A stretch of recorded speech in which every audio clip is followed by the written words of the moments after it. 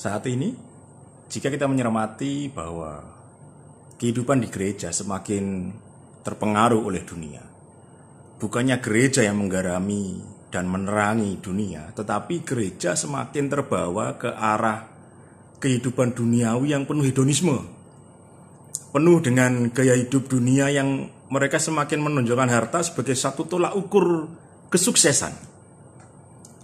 Kekristenan yang diharapkan pada awalnya untuk membawa terang ke dalam kehidupan di dunia, untuk menggarami dunia ini, untuk membawa mereka semakin dekat ke dalam satu pola pengajaran yang sesuai dengan firman Tuhan, sesuai dengan teladan yang diberikan oleh Yesus Kristus. Semakin lama bukannya semakin membawa pengaruh, tetapi semakin dipengaruhi oleh gaya hidup dunia. Bapak Ibu dikasihi Tuhan, apakah seperti ini yang diinginkan oleh Tuhan ketika Dia rela menderita di bawah pemerintahan Pontius Pilatus, bahkan sampai mati di atas kayu salib, hanya untuk melihat bagaimana gereja dibawa ke dalam suatu dunia yang semakin asing, yang semakin jauh berbeda dari yang diajarkan oleh Tuhan. Gereja semakin bangga hidup dalam gaya duniawi. Gereja semakin permisif, membiarkan gaya-gaya hidup dunia yang penuh dengan hedonisme, mengukur segala sesuatu dengan uang, mengukur segala sesuatu dengan kemakmuran, dengan berkat-berkat jasmani, dengan segala sesuatu yang sepertinya itu spektakuler, glamor, sebagai tolak ukur satu kesuksesan, sebagai tolak ukur satu berkat. Sebagai manusia biasa memang kita harus tahu, memang kita menyadari bahwa sulit untuk melepaskan diri dari kehidupan duniawi. Tetapi seperti peribahasa yang mengatakan, jangan sampai kita terbawa arus air. Kita boleh mengikuti arus, tetapi jangan sampai terbawa oleh arus. Kita harus punya pegangan sendiri, sehingga walau sederas apapun arus yang melewati kita tetap tidak akan terbawa oleh arus tersebut menuju satu air terjun yang jatuh. Tetapi kita hanya boleh menjadi pengamat. Jadikan pengalaman kehidupan orang lain itu sebagai guru dalam kehidupan kita, jangan sampai mengulanginya.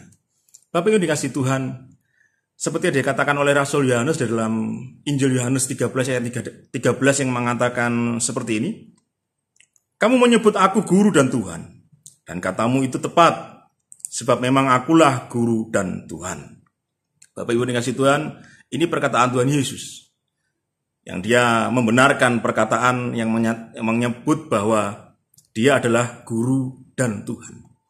Ketika seseorang menyebut Yesus sebagai guru dan Tuhan, dia ini bukan hanya sekedar itu, Yesus itu sebagai sosok yang menurut orang Jawa digugu dan ditiru.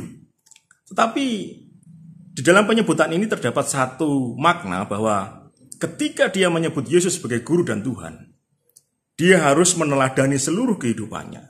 Dan yang terlebih lagi, dia mempercayakan seluruh kehidupan yang dimilikinya, baik itu jiwa dan raga, akal budi dan pikirannya, itu diserahkan dengan sepenuhnya ke dalam tangan Tuhan.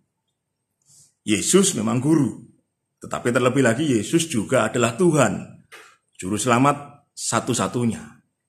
Bapak Ibu dikasihi Tuhan, orang Kristen yang tidak mau meneladani Yesus, sebenarnya iman kekristenannya perlu diragukan. Ketika kita istilahnya menyerahkan diri kepada Tuhan Yesus, ketika kita dibaptis, ketika kita mendapatkan pengakuan sebagai orang Kristen, minimal sebagai di dalam KTP kita ada kalimat Kristen, kita harus sadar bahwa itu merupakan satu pengakuan dalam diri kita bahwa Yesus adalah guru dan Tuhan. Ketika kita mempercayai Yesus sebagai guru, kita sadar bahwa segala yang diajarkannya merupakan satu pengajaran yang wajib kita ikuti. Kita harus sadar bahwa setiap perkataan Yesus itu merupakan satu pengajaran yang harus wajib kita lakukan. Jadi, apapun yang diajarkan Yesus, itu menjadi satu pedoman dalam hidup kita. Lah, Yesus mengatakan, jangan sampai kita terbawa oleh kekayaan. Ukuran hidup kita diukur dari kekayaan saja. Bapak Ibu dikasihi Tuhan, sebagai orang Kristen, Jangan sampai hedonisme itu mempengaruhi gaya hidup kita. Jangan sampai sebagai orang Kristen, kita mengukur segala sesuatunya dari kekayaan. Kaya boleh, tetapi jangan sampai mengukur hidup suci rohani seseorang itu dari kekayaannya. Jangan sampai menghormati orang itu dari kekayaan yang dia miliki.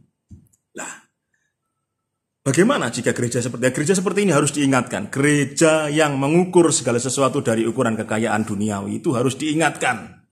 Pemimpinnya harus diingatkan. Kalau kita diam saja berarti kita menyetujui perbuatan jahat yang dilakukan orang-orang yang semakin membawa gereja jauh dari Tuhan. Jangan diam saja. Jika sepihak seperti Galatia mengatakan seperti ini, apa jika aku mengatakan kebenaran, aku menjadi musuhmu? Tidak masalah kita dimusuhi banyak orang karena kita mengatakan kebenaran. Karena orang-orang benar itu berharga di mata Tuhan. Orang benar itu dicintai oleh Tuhan, dikasihi oleh Tuhan. Jangan takut dimusuhi jika engkau menyatakan kebenaran. Ingatkan, jika saudaramu berbuat salah, resiko apapun itu urusannya dia dengan Tuhan. Kita pasti ditolong Tuhan.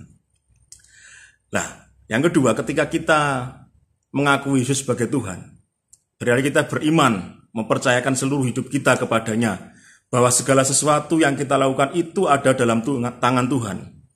Kita juga belajar bahwa untuk mengakui Yesus sebagai Tuhan, kita harus mempercayakan hidup kita. Pasrah, Tuhan menjaga kita. Tuhan pasti menjaga hidup kita dari awal kita dilahirkan, dalam perjalanan hidup kita, sampai nanti kesudahan zaman. Tuhan pasti akan tetap menolong kita. Itu iman. Itu berarti pengakuan bahwa Yesus adalah Tuhan. Yesus adalah guru dan Tuhan kita. Juru selamat kita satu-satunya.